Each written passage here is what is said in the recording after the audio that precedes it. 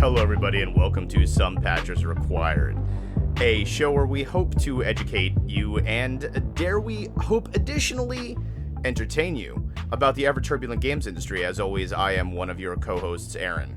I'm your other co-host, Zach. And this has been our many, third, fifth, 27th attempt, who's even to say, for this intro, so I apologize if this sounds very weird. But in the meantime, as always, thank you so much to the returning listeners. New listeners, equal thank you, if not more. And if you would not mind sending us a positive review on any of your preferred platforms, giving us a follow, a like on any of our stuff, that is honestly very, very helpful to, get the show moving a little bit further forward. Yeah, no, I definitely agree. Make sure to show some love. We definitely appreciate it. And with our eventual demise on Twitter, or should I say X.com, not to be confused with Twitter, the many Twitter / X, that will be its own self-destruction situation. Yeah, well, I mean, we're going down with it, baby, just like everybody else. But, feel free to check us out on other things like Instagram, where I'm not sure if we actually have any followers, but I am posting everything that we post on our Facebook account. So we will see. Yeah. And then also, in addition to that, I think, Aaron, the sound that you had heard previously could have been the cicadas outside as well. So if anyone hears a weird hissing sound, or perhaps a sound that sounds slightly like maracas, that is, in fact, cicadas.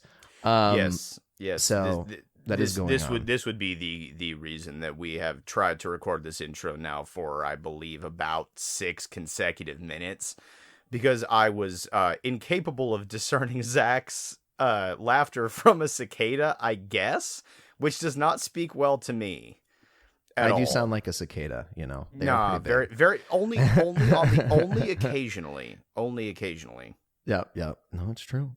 Well, this week, everybody, we're going to be talking about physical distribution and games preservation, but specifically, it was brought upon by a game by. Why did you become Southern? I don't know. I chose that path. Yes. Technically, I am. Well, I don't know if Kentucky's Southern, but whatever. Well, yes. Also, I live in Texas, but this is brought upon by the fact that Alan Wake 2 will not have a physical copy of the game, and so we just wanted to talk a little bit about what are kind of the implications of that when it comes to a couple things, being game preservation as well as game ownership. Yeah. Our idea here with this one was just kind of to take this, because Alan Wake 2 is actually a fairly high-profile release. It's a game that's been anticipated for a really long time, and the fact that it is completely eschewing physical release might have broader implications, especially depending on how well the game sells. So we wanted to kind of talk about the state of games preservation, just in general, as well as the landscape that we find ourselves in, where, live service games and games being constantly updated make it very hard to preserve what I would consider a work of art in its original state. So we thought that would be an interesting conversation to have at this moment. Yeah. And for everybody, actually, I guess I'll just start by asking, did you play the first Alan Wake, Aaron? I actually haven't played the first game. I have done Control, which is also a Remedy game, and it actually does kind of tie in some ways. It actually does, yes. Yeah. Yes, I have played the first Alan Wake. As previously established on this show, I am a very large man-child, so I got spooked. But yeah, no, the first Alan Wake was actually a pretty solid game with some very clever mechanics. Remedy excels at making games that feel off-putting in a way. Yeah. Like they're unsettling is actually a much better word for it. Even what was that one with the dude who played like Iceman from X-Men? That had like the TV tie-in that the TV show got canceled, so they just put him in as cutscenes, but you had to download them. It doesn't matter. I don't but know. Control is subtly off-putting with its brutalist architecture and confusing sort of well, it's very like bewildering SCP. narrative.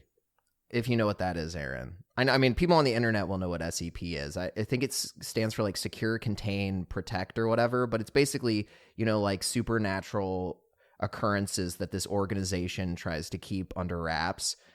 It's a Reddit thing is what SCP is, but it's basically that, but like a video game of it. Yeah. Kind of. It's actually a fantastic game. It's one of the best reviewed games of the year that it came out. But they are going back to Alan Wake, which was not, to the best of my knowledge, a crazy huge success when it originally launched. But it gained a cult following, much like film, something we will come back to. And it got a sequel. And the sequel's coming out, but there will not be a single disc or cartridge to be found. Not even limited editions. It is going to be a digital exclusive. People are very happy about that fact as well. So happy. I think when it comes to the Alan Wake 2 situation, to your point, I think there are a lot of people looking forward to the game. And so there not being any form of like digital any form of physical ownership is definitely a bummer. I mean, there's still people to this day that like buying certain games that they really appreciate in a physical copyright. So like for me, if there's a game that I really care about, I will typically try to get a physical version of it if I can. I don't play as much console anymore, so that doesn't really apply to me too much. I feel like a lot of PC is largely digital. I don't even know how easily you can buy like a disc version of things for PC anymore because I haven't really done it. But I know that's a big deal to some people. Yeah, for certain. I mean, one of the prime candidates for that, at least within my own life, is actually my brother, who you may have heard on episodes where we talked about like licensed games and some of our Star Wars episodes in the first season. And the question there is, what does ownership mean in that situation? We'll get to that in a sec. But I prefer to buy physical copies. It takes up more space. And you do still have to download a day one patch, but also my internet is such garbage that I almost certainly need to have a physical copy in order to play the game. Yeah. Because after I buy it, it'll take about 2 days to download. But I mean, physical copies, it's a what's the best way to put this? It's an insurance policy, more or less. Knowing that you actually own the thing. Digital distribution is a much more nebulous. And for some people, again, like my brother, it's about collecting. The bigger your collection, the more clout you have. The bigger your collection, the more, guaranteed experiences you can show or experience for yourself. And Alan Wake 2 is probably not going to be the biggest game of the year. Even though it's coming out in 2024, if I'm not mistaken. The main conversation there is, what is the value of a physical copy as opposed to a digital copy? Sometimes it's just convenience. Again, as a Steam user, I have a Steam Deck, I have a PC, and obviously, I don't play very many PC games on... Actually, most of the PC games I bought on disc, I bought from Office Max, which is bonkers to think about. But yeah, those games are, a lot more palatable for people on PC, but for consoles, a lot of people still want physical copies. So we're seeing a shift here in this sense.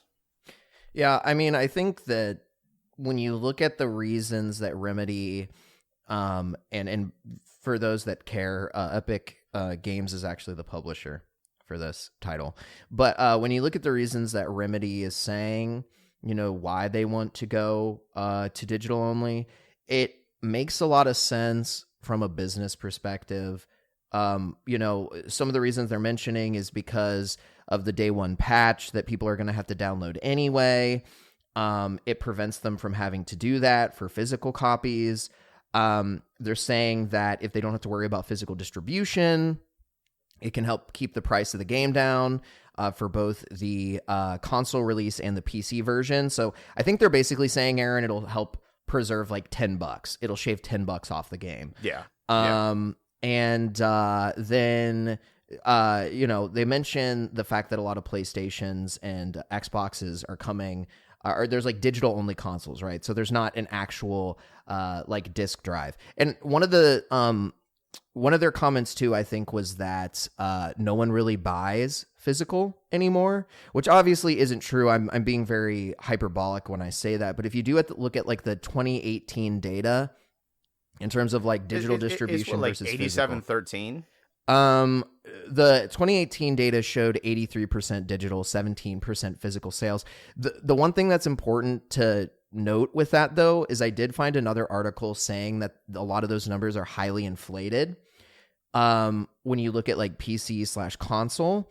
And the main reason because of that, or that causes that, is because of mobile games, which, obviously everybody downloads digitally, and mobile being like the largest segment of gaming, inflates those numbers quite a bit. So there is still a big difference even without, mobile having any kind of impact. But, it obviously, all of those reasons Remedy mentioned, taken into consideration, it still sucks for people that want to have a copy of the game physically, because like you were saying, Aaron, there is kind of a nebulous sense of ownership when you don't have a physical copy. Yeah. And actually, the reality is you don't have ownership, right? You're trusting whatever platform will continue to enable or allow you to download the game for however long you'd want to, potentially play the game, right? And I know platforms like Steam say that if they ever shut down, you would be able to get all your games that you've purchased or access to all your games somehow.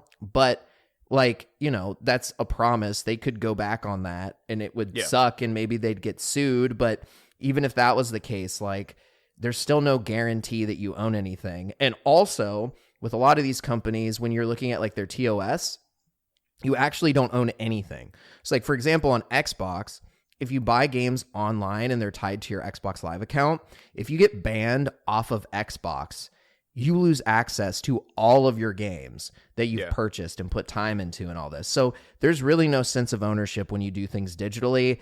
It just saves the developers and publishers a bunch of money.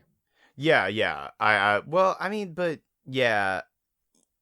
guess it certainly saves them money. I'm not sure what the actual metrics are on the cost of like printing to the disc, but I would say for me, when I went out and managed to find a PS5 during the time when it was hard to find a PS5, and I wanted the disc version because I wanted to have those physical copies. That was my thought process on that one. And that one costs more than the digital one, which means that, both because of hardware costs and because of market direction, they are emphasizing the digital only version as the economical version for both the distributor and the customer.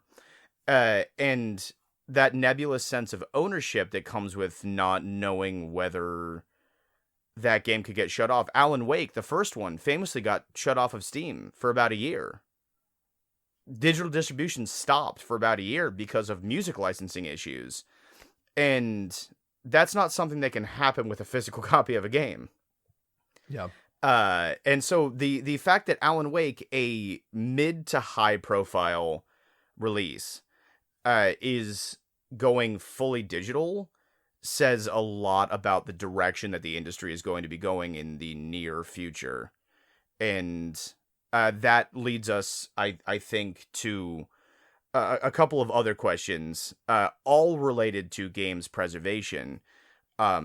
Because this would be one of the first high profile games that I've seen go only digital, as opposed to you can buy a physical copy of an only online game, a live service game, and when that gets shut off, your disc is still useless. Yeah, I mean, I will say that in Remedy's defense, they do call out the fact that there are a lot of games that are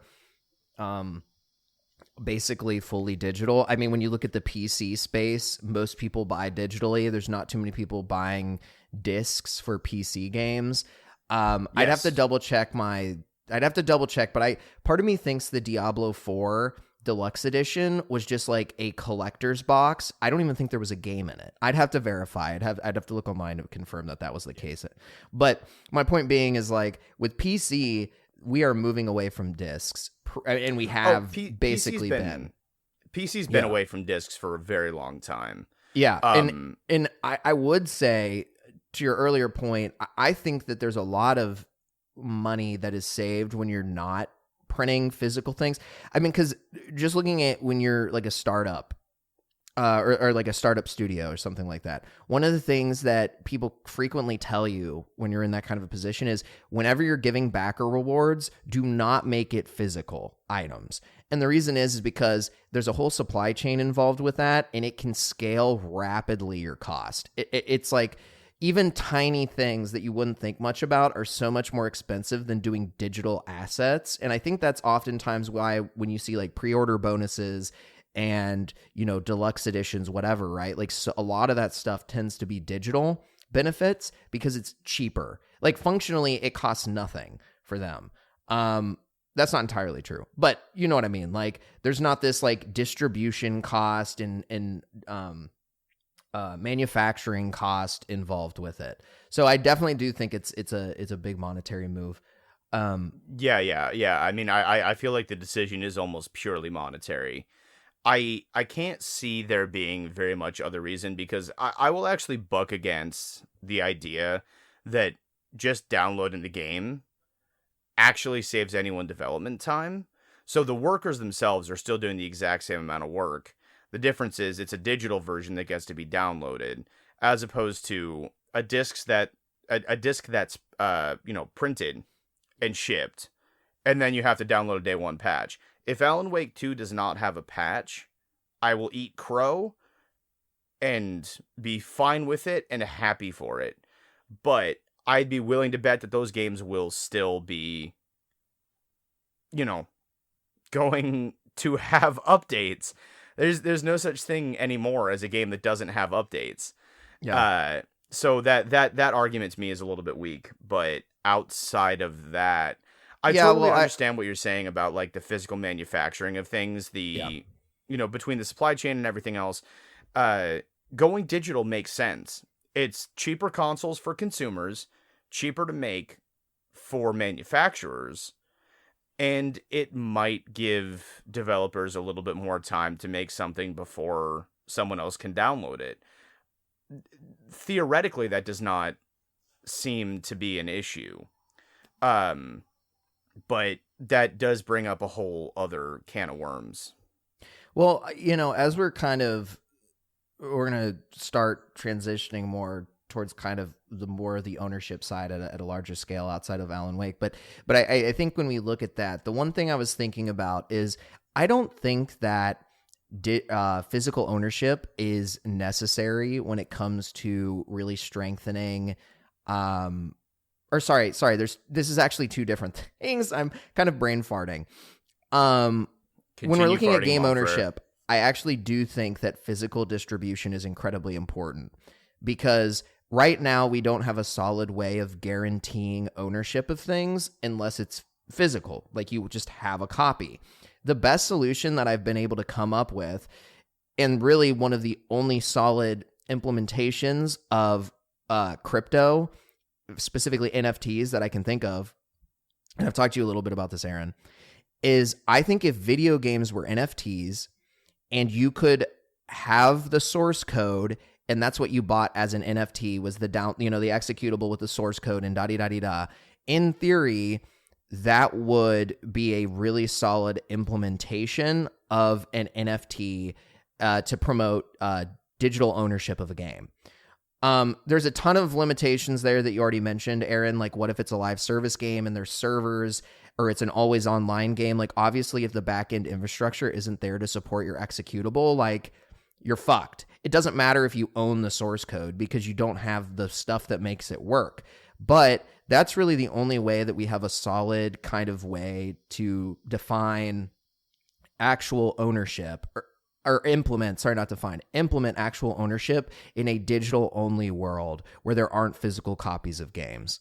I was actually going to bring that up, and I was going to really feel bad about it because I am not a fan of NFTs. I think they're actually quite stupid in the way that they're being implemented right now. But having that non-fungible token that locks your account to that game would actually be probably the most effective way to use blockchain non-fungible tokens, as opposed to like, oh, I've got this skin, oh, I've got this picture, I'm Charlie Day and I have a photo of someone that I bought for $2 million.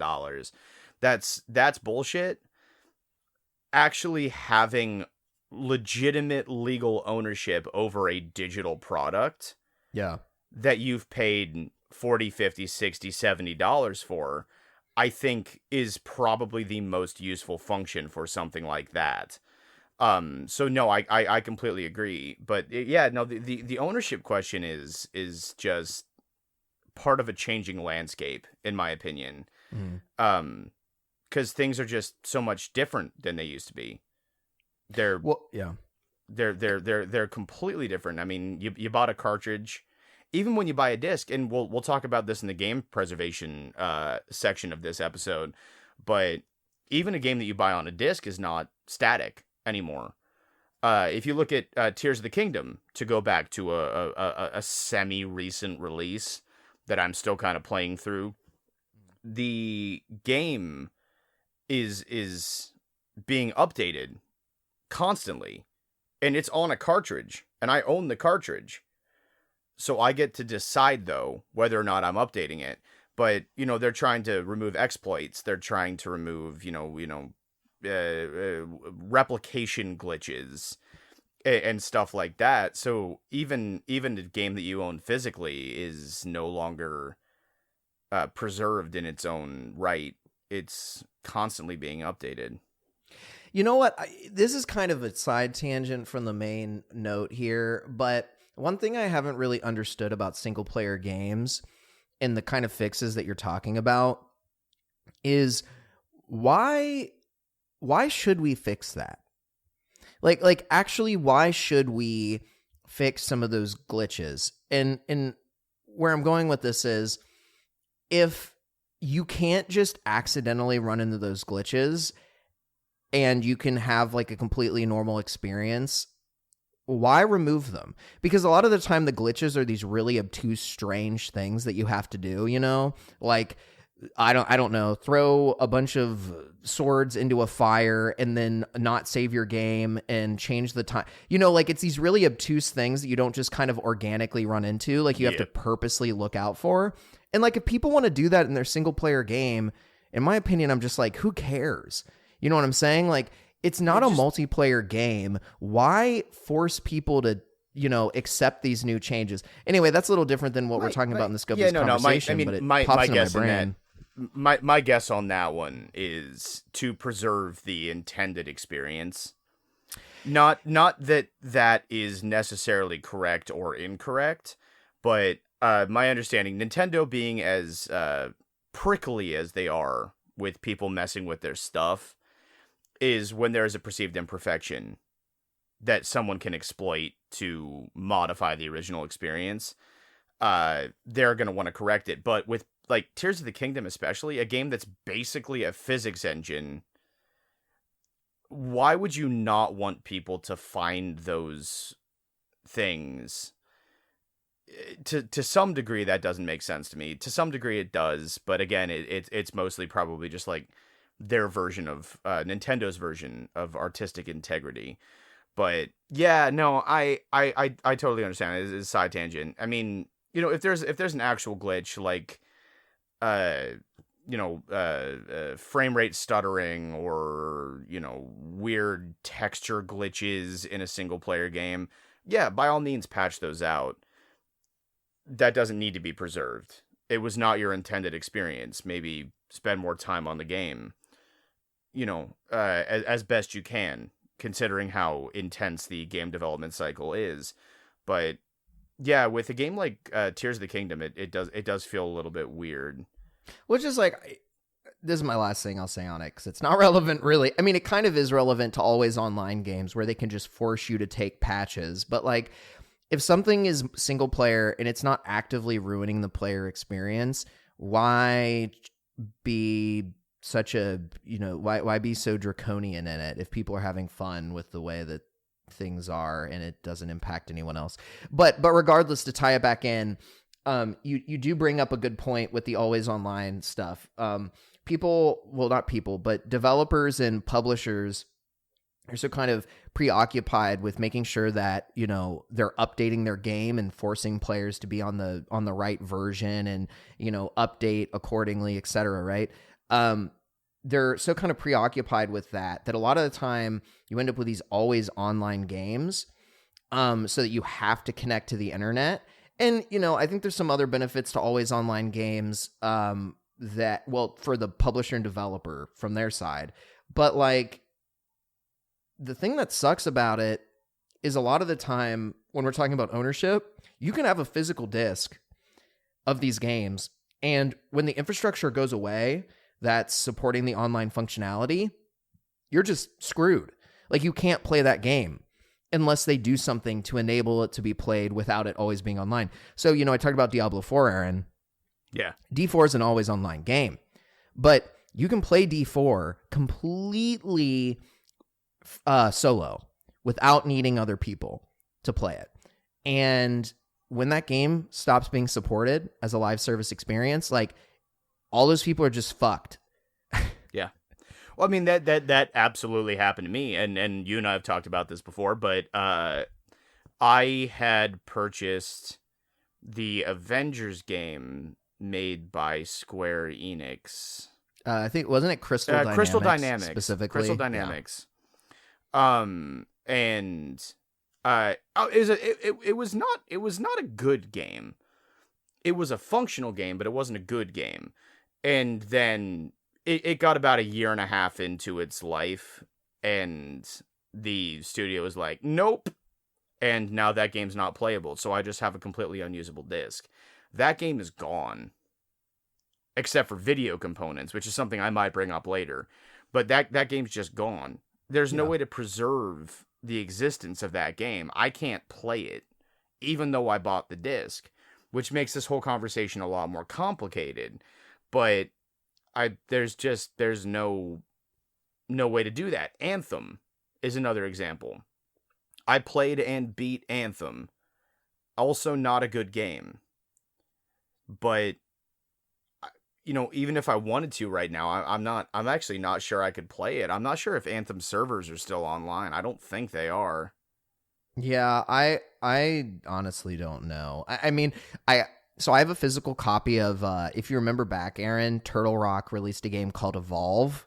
Yes, I remember Evolve. Oh, yes, I remember Evolve. What's the word? Isometric combat. Is that the right word? The two teams aren't the same. Right? Asymmetric. Sorry, that's what it is. Yes. Asymmetric multiplayer. And I own the physical copy of that game. It is in my closet. I don't think I can play it as far as I know. Evolve is another very good example of that. Yeah. Yeah. Well, kind of an interesting thing, too, that I'm thinking about when we're talking about ownership. And this would have been an issue a while ago, now that I'm kind of thinking about it.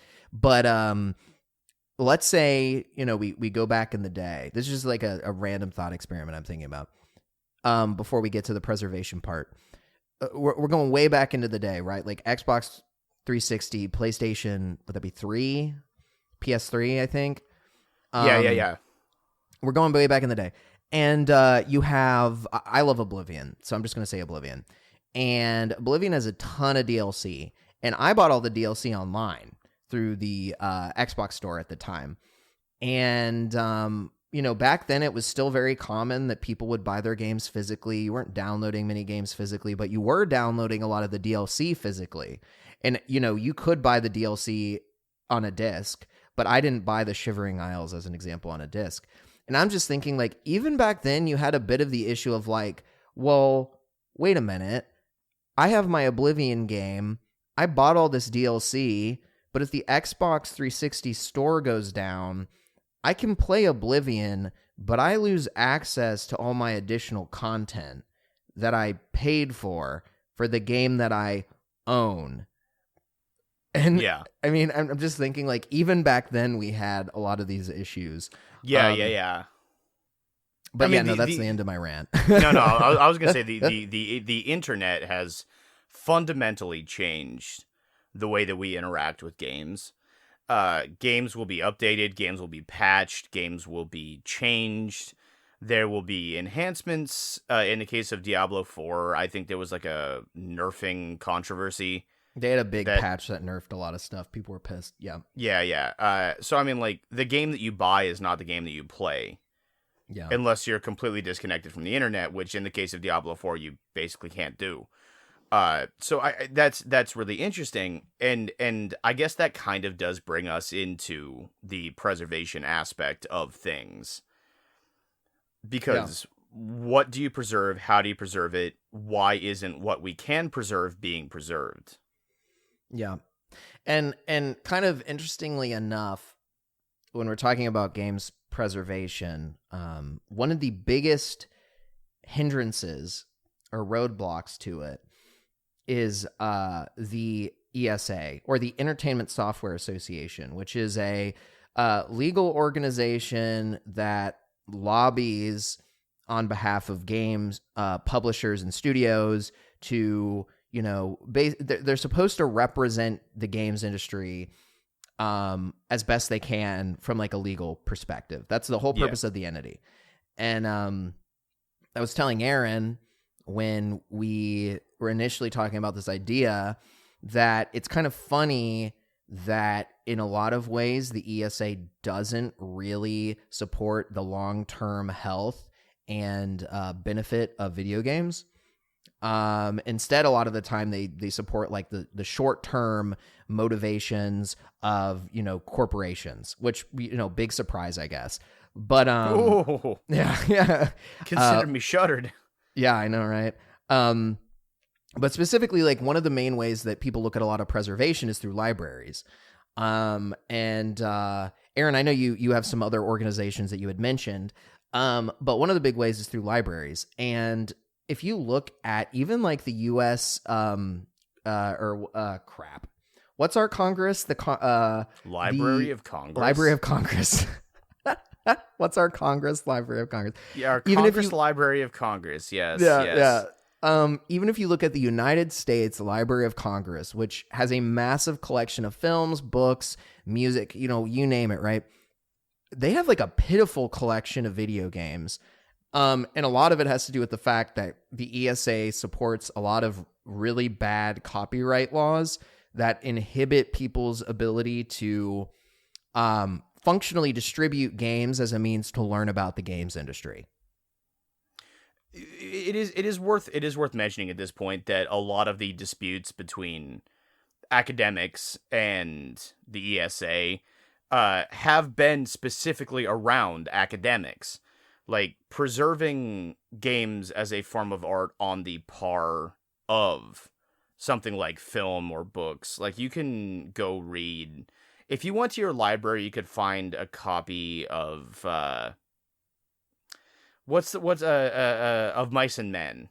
You could probably find a copy of Mice and Men, because it feels reasonable to preserve something like that. That is a cultural work. It tells about its time, even if it's not perfect. It does illustrate something of its time, and it is an important cultural work. The same could be said for any number of movies. If you go to your local library, you could probably find Citizen Kane Yeah. and just rent it. If you went to a library, you would not be, and there are other caveats to this, which I will get to, you would not be able to find a copy of Super Mario World at your local library.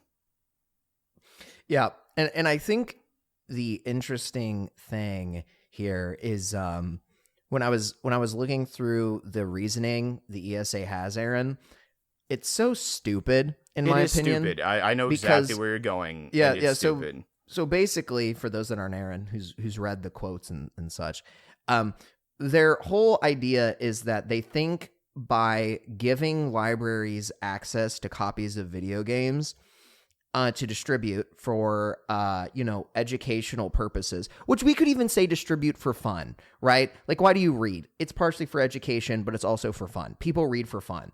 Two things can be true.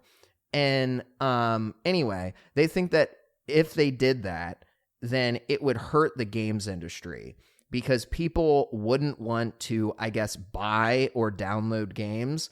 And it's like, first of all, I don't think we're asking libraries to have like infinite copies of video games. I think like they could be reasonably restricted on the games they have and have the same kind of, time frames that you have with books. Like, I mean, we could figure these things out. We have the technology to be able to figure this stuff out. But the ESA seems to think that if libraries had access to distribute these games, I think even for people to play these games at the library, like not even take them home, the ESA thinks that would hurt the video games industry, which I think is just incredibly ridiculous, especially when you look at the fact I buy books when I could just get them at the library. Like, no, I do too, but I think it becomes even more absurd when you consider the fact that a lot of the games we're talking about in terms of preservation are no longer commercially available. You know what I mean? There are caveats to that. So one of the big ones, I might as well just get this one out of the way. One of the caveats to that is, remasters, redistributions, something like the Nintendo eShop on the Switch. The Nintendo Switch Online subscription service where you can play a lot of those games through there. They want you to pay for the subscription service. They don't want it to be in the library. And it is so blatantly money hungry. Which, again, everyone should be paid what they're owed. Developers should be paid what they're owed. Games should make money for the people who are making the games. I am all the way down with that. But my Nintendo Switch Online subscription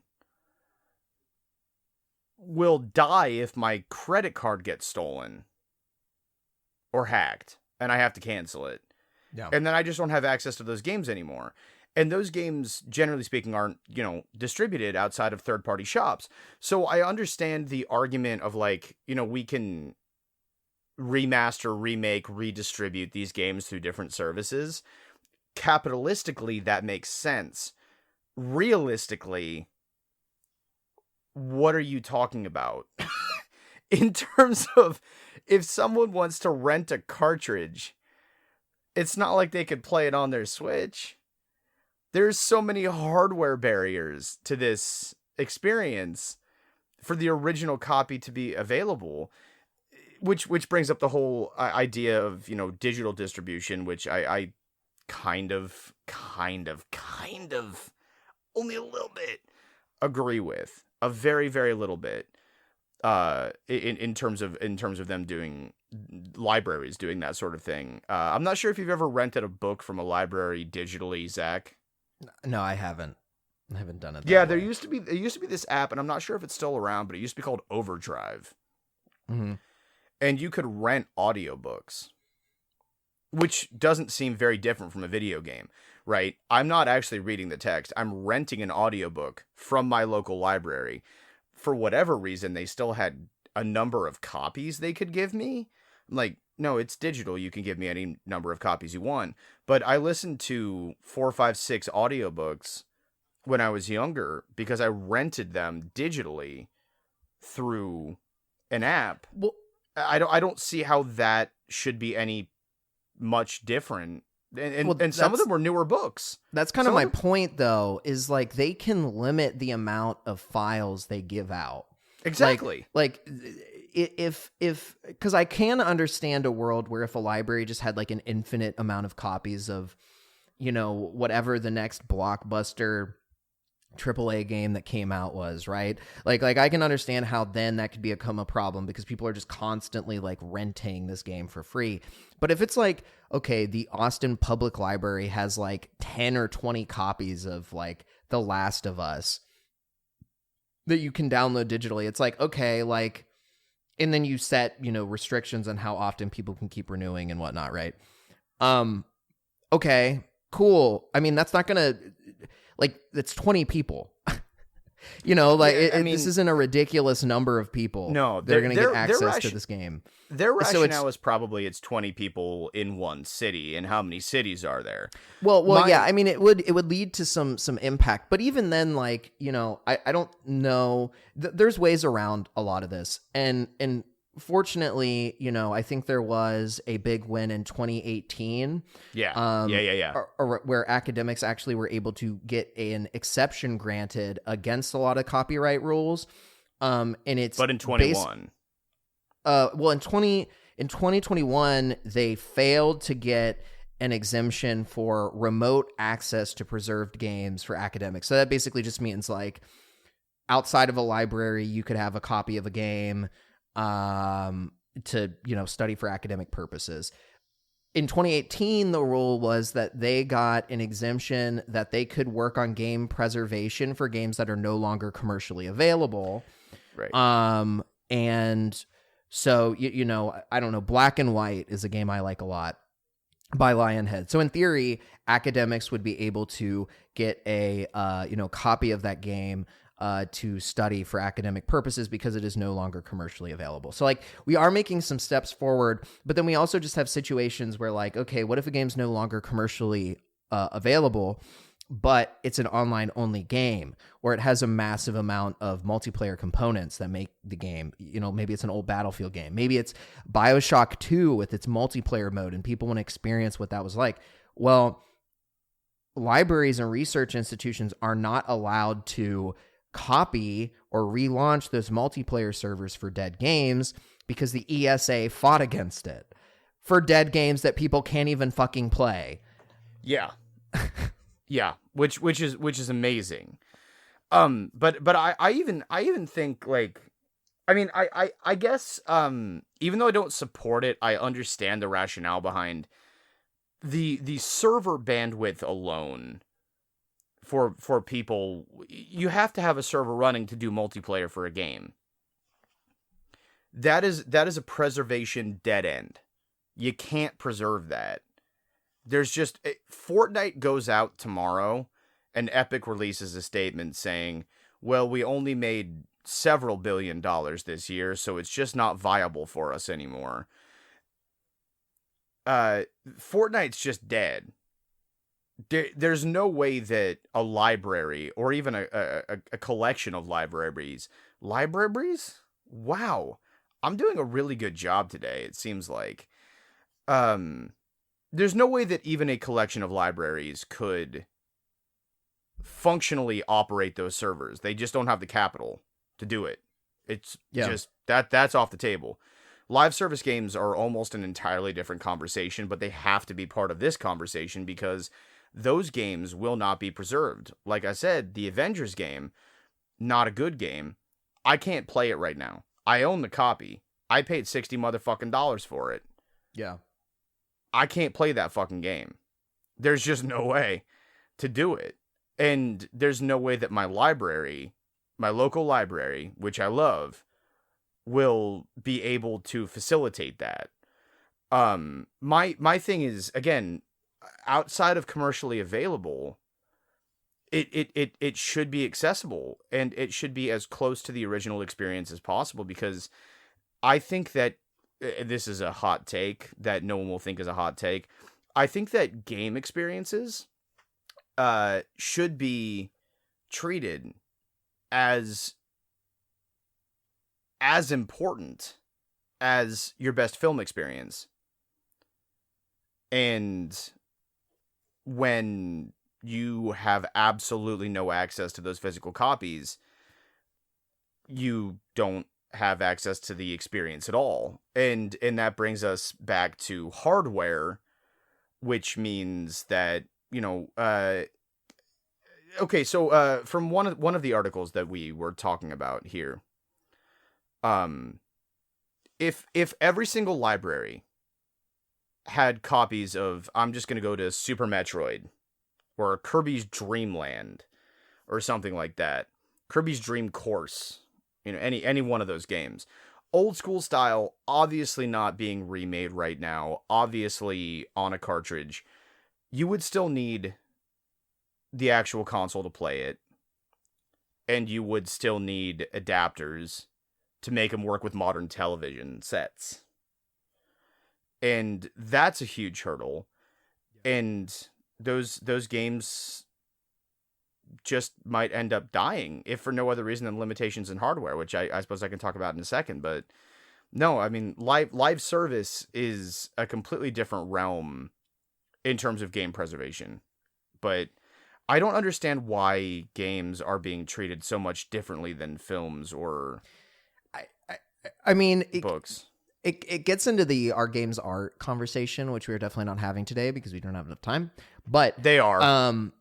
Yeah, I agree. I even think if you weren't to say that I think even if you were to say that they are not art, I would say that they are culturally significant enough that they should be taken seriously and preserved as such, right? But regardless, to your hardware point, I mean, that's one of the other big limitations, right? So like when we're looking at this, there's really a few. And the other one is the hardware, the aging hardware, which Aaron keeps talking about. And the fact that even if, the ESA was playing ball and they weren't being giant mega stinkers about everything, a lot of the time, well, I guess technically if the ESA was playing ball and publishers and whatever agreed, you could give the source code, which would resolve a lot of these issues. But another one of the issues, just in the reality that we live in now, is aging hardware, which is to say, when you are looking at like N64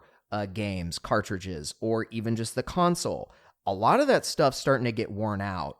Aaron, you brought up the example to me of having, I believe it was Pokemon Silver, one of the cartridges for it, and you can't save the game. So you can play the game, but you got to keep that thing on the whole time in order to actually beat the game and fully experience it. So all of the hardware that a lot of this stuff's on is just old, it is aging, and the reality is like stuff just breaks.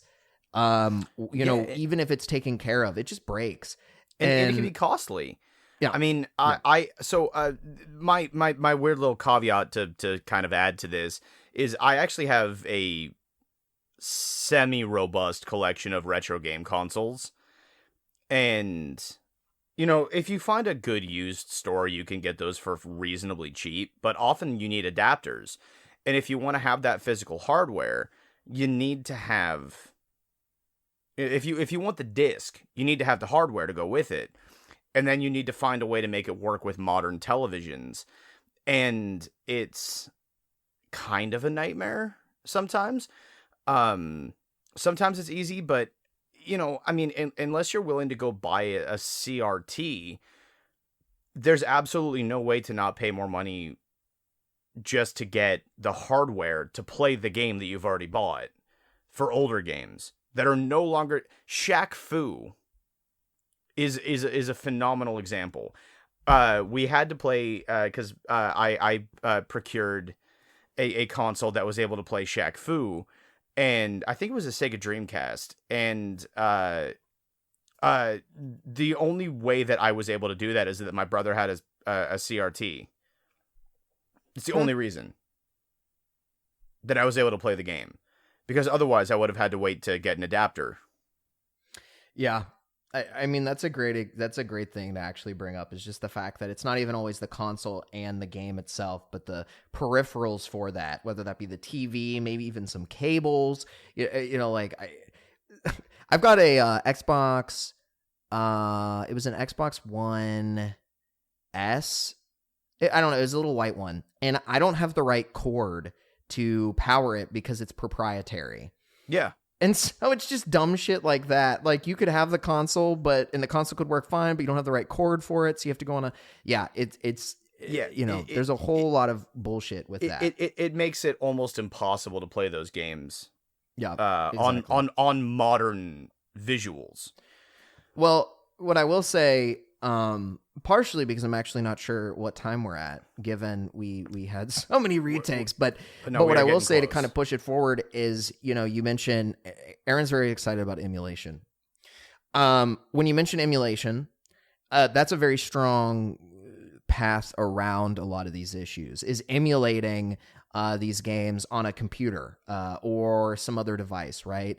And putting things on modern technology using the source code of the original experience, that's a fantastic way to maintain access for a lot of these games. But when you look at emulation, one of the main issues that comes up against it is the fact that you are technically infringing on ownership rights because you're changing the material, you're materially changing the product from its original state. And so that's why, there's a lot of reasons, but that's what Nintendo uses a lot of the time to attack emulation services, because, they view that as an infringement on their copyright ownership. Yeah, and it's very different than books, where a book being scanned into a digital format is just the same book. It's the same words, same page. It's just a different format. The actual platform hasn't. On a technicality, it has changed, but that's the main difference. Is this cartridge should never have been able to be played on a computer. This book can be scanned into a computer. I don't see that much of a distinction personally, but legally I think it's they semantics. In my opinion, I think it's the equivalent of semantics. Yeah, because what's changing? It's the code. The source code is what's changing. But when you're talking about the actual experience of playing the game, the actual visuals, all of that, a lot of the time, that's exactly the fucking same. And that's what matters from the same perspective. Like, it's just we don't have the same understanding of like an ebook versus an actual book. But if you were to look at what the source code of an actual book is, you'd look at the platform and you're like, well, this virtual version doesn't have any paper, so I feel like the back end of it technically has changed. There's code in this now that explains how this works, and it's like, it's bullshit. Okay, yes, but it's the same thing. The value from it is the same. What the fuck? So yeah, it's bullshit semantics in my opinion. No, I share the exact same opinion. No, so I think, again, emulation is legally dubious. I like to talk about ethical emulation a fair amount, because I think if you've already owned the game, or if the game is out of active distribution, like I played Wario World, which I'd never paid for, never bought, on an emulator. And that game's not being actively distributed at all. No one remembers Wario World. And it was fine. That game now just exists. Also still digital, which means it's ephemeral. Which means, again, it's subject to be taken down. And I just don't understand why people won't necessarily recognize the fact that these games are actually works of art. Games are art. I'm sorry. Yeah. No, I don't. I agree. There's no difference in the importance between an impactful game experience and an impactful film experience or an impactful book. It is capitalism at its peak. Well, for God's sake, you can go to a library and you can find news articles. From 19, is that art? No, but it's culturally relevant. Well, it technically could be art, but you can call it art, you can call it culturally relevant, you can call it one of the two things, you can call it both. Either way, it should be, as best it can, preserved in some way. And we've had studies saying that, 87% of games are lost or very much endangered, much in the sense of an endangered species. That I'm like, I'm willing to bet 2/3 of those games, considering the era they came from, are probably not what people want to play right now. But Yeah. are they cultural artifacts? Absolutely, they are cultural artifacts. They say something about the time. The one that stuck out to me was Great Greed. In one of these articles that we were looking at when we were researching one of the this. first instances of same-sex marriage in a game. Same-sex marriage in a game being an option, as well as environmentalism. Yeah. And, I'm thinking, first off, I've never heard of this game. Yeah, it's from before we were existing. 1992 Game Boy. Yeah, no, I was not in 1992. But the fact that game exists means that it should be remembered because of its message. Because I am sorry to disappoint everyone who disagrees with me. I do support trying to keep the planet alive for as long as we can. Eventually it will go, but we'll keep it going as long as we can. And 2, people should just be able to love whoever they love. And if you're willing to do that in fucking 1992, why the fuck can we not play that game now? Even if the gameplay is dated. Even if the graphics are stylized, refer to our last episode, the idea of that should not be lost to time. It should be able to be emulated. It should be able to be... I mean, if they wanted to do a remaster, I'd buy it.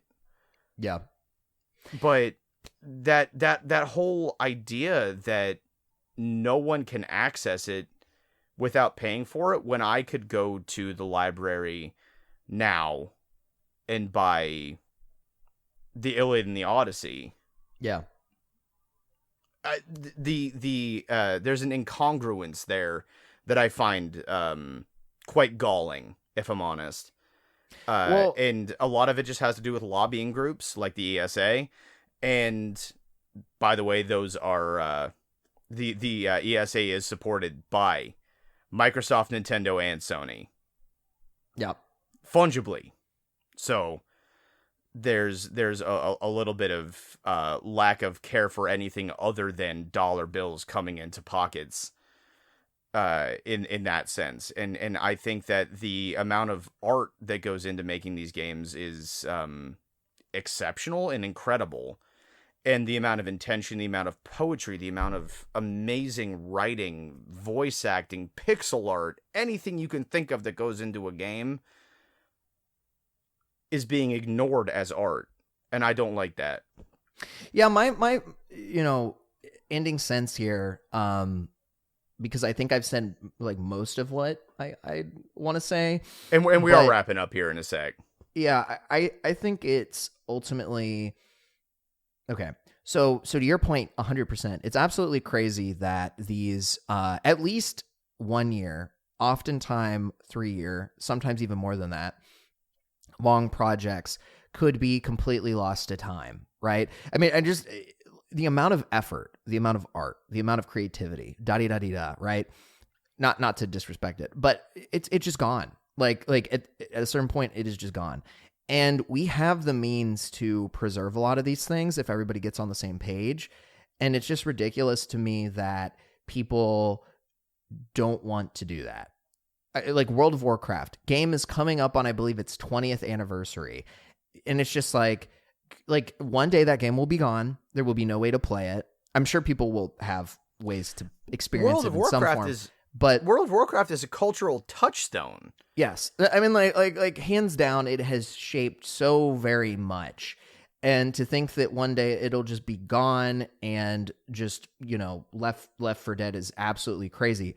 And, all the effort that went into that and all of the love that went into that, even though it's not always been a really, really good game, like, it's just sad and kind of depressing. But even on top of that, I think the thing that's interesting and important for people looking forward is a lot of the times we make decisions on game development and we follow trends but that doesn't always mean the decisions that we made are always the best decisions that should have been made.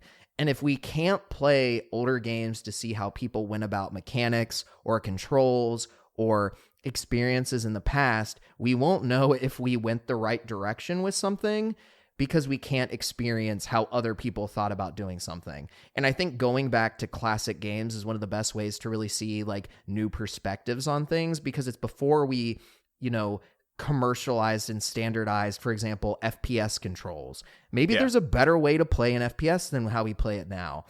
I don't necessarily think there is, but maybe there is, right? Like, I don't know. I haven't played all the, predecessor games. And so, especially as we kind of get to the point where a lot of the initial game developers are starting to retire or die or whatever, quit. Yeah. It's important for people who haven't had those experiences that are younger to be able to play a lot of the influential games that, people who started the industry, had experienced or at least had the opportunity to experience. Yeah. And at this point, it's worth recognizing the fact that game development as an industry is young.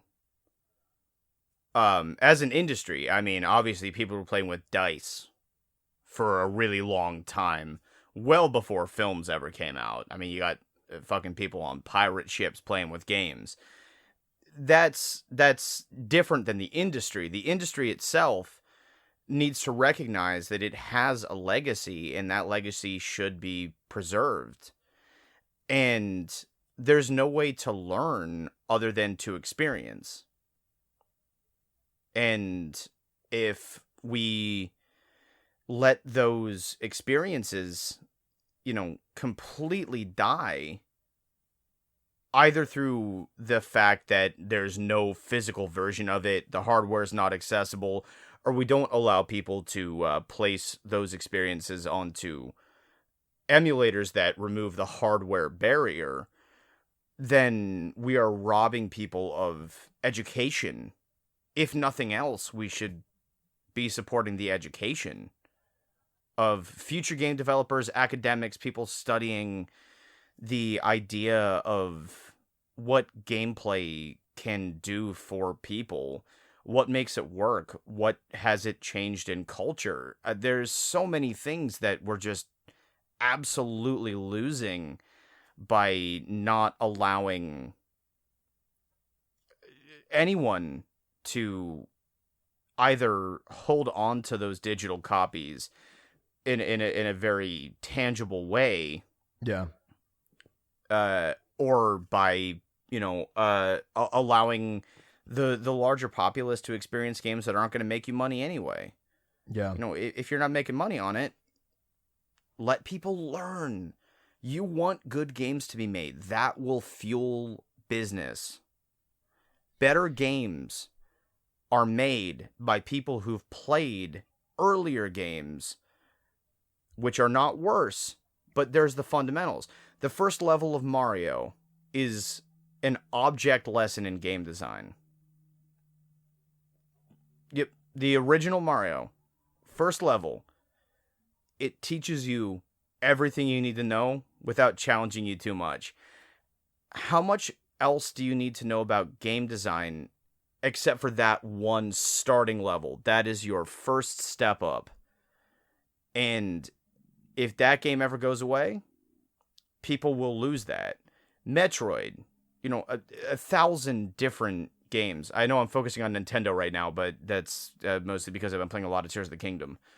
But yeah, it's bonkers. Yeah.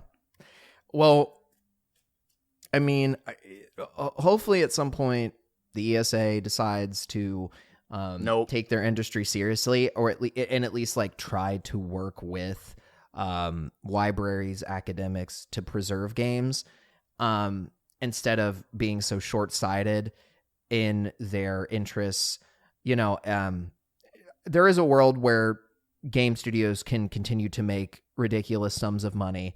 This includes executives, and we can also preserve games.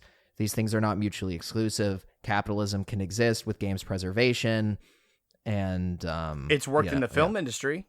Yeah, it's ridiculous. Like, I mean, am I a lover of capitalism? No, but like I'm not stupid enough to realize like these two things can coexist. Like the downfall of capitalism is not necessary for there to be games preservation. Yeah. So that's kind of my end thought, I guess. Yeah, I think I've mostly wrapped up most of my thoughts as well. I guess my final thought, which I will improvise, is basically just to reiterate what you said. Games should be treated as art. There is no reason that an influential film from 1938 should be available at a library, but a game should not be available in a digital library, if nothing else. There's absolutely no reason that system should exist. I just can't grok it, man. I just can't. There's absolutely no reason.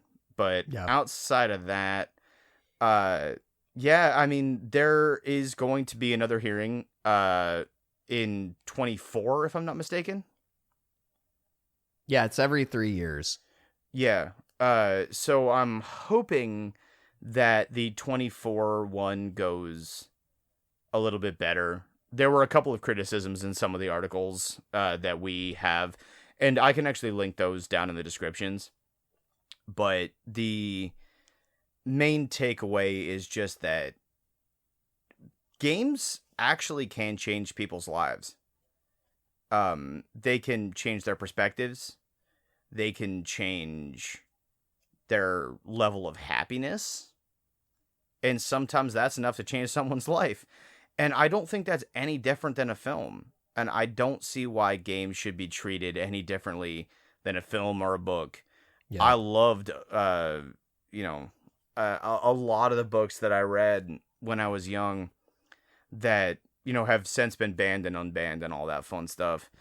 And it's just insane to see the level of what I would call genuinely disrespect towards games as new media, even though it's not new. But there's a path forward, and I think a lot of it is going to be decided behind closed doors, but a fair amount of it is going to be decided by us. We can do what we can and try and keep some of these games alive. And, the impactful ones, either through message or gameplay, can teach a whole new generation of people how to make even better games. And right now, we, as always, we are stuck in a spot of mixed games. Good, bad, ugh, eh. But you know what isn't ugh, Aaron? I do, actually. I'm going to finish my thought because I know where you're going. And actually, I will lead you in. No, but it's just that. So just keep an eye on that. And if you have your physical copies, unless you need to sell them, keep them back. In the meantime, what is not ugh is probably, for me, the music of Beach Girl. It's true. I would call music art. I feel like that's one of the clearer things that is art. Yes. I don't know that anyone says it's not, but I don't know. Oh, people are apparently saying that video games aren't art, so hey. But you know what is art? Yeah, no, I mean Beach Girl first. I think we're just kind of doing it backwards. Beach Girl is the fine purveyor of our music, intro and outro both. And then we also do have a recommendation for giving them a quick like on any of their social media, giving them a download, giving them some money. They do have a presence on Bandcamp and SoundCloud. I believe Spotify. Actually, a couple of their songs have been on my Spotify top lists at the end of the year. So do give that a listen. A lot of their stuff does not sound exactly like what we have. They are very versatile, but you will enjoy it. Yep. And I also want to say a quick thank you to Dougie Art for our magical... Ugh! I don't know what that was. For our magical album cover logo, whatever I decide to call it on the specific day, make sure to check out Dougie Art. She is a fantastic artist, a fantastic friend, and you can find them on Instagram or Etsy. And they've got a lot of fun stuff that you guys can check out, buy, and support them with. And I think outside of that, before we say our quick goodbye, I just wanted to mention that if everything goes as planned, our next episode will actually be the end of season 2. We've decided that there are some changes that we want to implement, some episodes that we just really don't have time to get done, that we're really excited about, and we need the additional break to kind of reset and get those in motion. So we don't know exactly how long the break will be, but we are coming back. We just have some things that we want to get implemented and out there for everybody. Yes, that would be the idea. And also, Dougie Art, I'm sorry for saying ech. It was a joke. You are a wonderful human being and a wonderful starfish. I thought you just sneezed. Nope, I just said ech. Oh, damn. No, but yeah. We might be taking a quick break here. Just to get a little bit some of the stuff that is more intense. And between scheduling conflicts and everything like that, we are just trying to make sure that we can get the best episodes out that are possible. So we should be all good to go. But if you do mind, Zach, give us and remember. And remember that you do not actually pronounce Aaron's name Aaron. That was actually from a skit by Key and Peele back in the day. And his name is not pronounced that way. He will punch you in the nipple if you call him Aaron. So, just be careful with that. And yeah, no, that was a bad one, but I didn't have one good. prepared. I was gonna ask which nipple. Both. You just I guess I could ask double them. Thrust punch situation. Double thrust punch. Okay. Yeah. Okay. Yeah. Fantastic. Anyway, goodbye. Goodbye, everybody.